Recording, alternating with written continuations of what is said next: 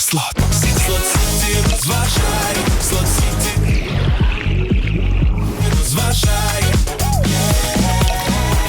Слот Сіті все для тебе має.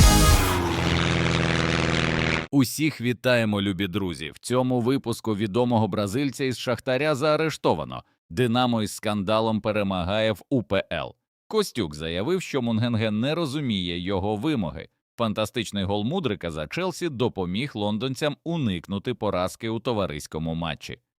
Любі друзі, підтримайте україномовний Ютуб вашим лайком цьому відео та поїхали дивитися новий випуск разом. У Бразилії заарештували колишнього гравця Шахтаря. Колишнього півзахисника Шахтаря та збірної Бразилії Жадсона заарештували за підозрою у домашньому насильстві щодо своєї співмешканки, повідомляє бразильське видання Globo Esporte.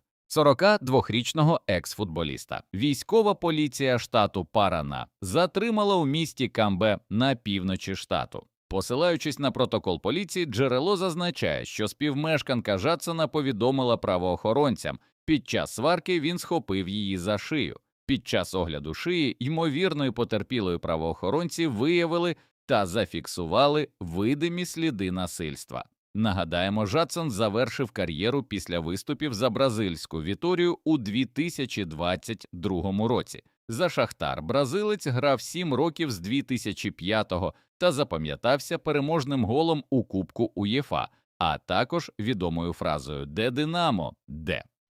Динамо знову віддало свого футболіста в оренду. Динамо оголосило про перехід півзахисника команди Анхеля Торреса до бразильського клубу Операріу. 26-річний колумбієць виступатиме за команду бразильської серії Б на правах оренди до 30 червня 2027 року. Про інші деталі угоди офіційно не повідомляється. Зазначимо, що журналіст Руді Галетті раніше писав, що бразильський клуб може мати опцію викупу контракту Торреса. Нагадаємо, що Динамо підписало колумбійця у травні 2025 року як вільного агента. За київський клуб гравець практично не грав, адже мав проблеми з поведінкою поза межами поля, а також не підходив під тактичні плани Ігоря Костюка. А тим часом, поки триває другий тур УПЛ, свій матч вже завершило «Динамо Київ». І не без скандалу. Кияни ледь-ледь на останніх хвилинах завдяки пенальті перемогли скромний Верес у Рівному. Матч для «Динамо» розпочався не дуже вдало. Верес постійно тис та мав багато моментів для того, щоб відкрити рахунок у грі, але то Суркіс рятував після ударів Блера, то це була стійка, або навіть головний суддя, який у середині першого тайму вирішив не вилучати зятя президента «Динамо» Крістіана Біловара та показав йому жовту картку за фол останньої надії замість червоної. Цікаво, що це вже не вперше в нашій лізі, коли зятю бояться давати червону картку. До цього це було навесні, коли його не видалили проти Полісся. Житомирський клуб навіть потролив цю ситуацію у своїй соцмережах та зробив такий мем. Це ж було вже? Але Вересу було не дуже смішно. Після удару Біловару з кутового в поперечину м'яч потрапив до Тимчика, який і відкрив рахунок у грі. Втім, у другому таймі Верес таки забив свій заслужений гол з кутового, постарався Харатін. Але наприкінці другого тайму команда Шандрука сіла дуже низько і не витримала лише 2 хвилини до фінального свистка. Малиш заробив пенальті, а Пономаренко холоднокровно його реалізував. 2-1 перемога «Динамо» машини. Ось що після матчу заявив тренер киян Ігор Костюк, цитуємо наставника «Динамо». «Перед «Динамо» завжди стоїть завдання виграти чемпіонство. Рухаємося крок за кроком. Звичайно, переїзди даються в знаки.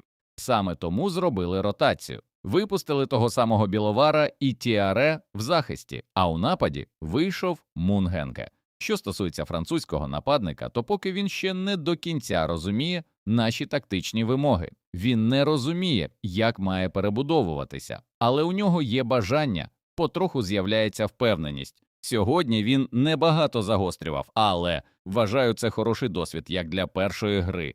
Що ж до бачення структури, йому ще треба додавати, заявив Костюк. Трубін хоче залишити Бенфіку та вже знайшов собі новий клуб. Ювентус продовжує працювати над пошуком нового основного воротаря. Клуб не відмовляється від альтернативних кандидатів, серед яких залишається голкіпер Бенфіки Анатолій Трубін. За інформацією Туто Спорт, останнім часом позиції українця в списку Ювентуса посилилися. При цьому сам Трубін прагне залишити Бенфіку. Нагадаємо, що Ювентус в кінці липня вже проводив контакти щодо Трубіна та його потенційного переходу. Цікаво, що у вчорашньому матчі Португальської ліги Трубін просидів всю гру за Бенфіку в запасі. Вочевидь, клуб більше не розраховує на воротаря як гравця старту.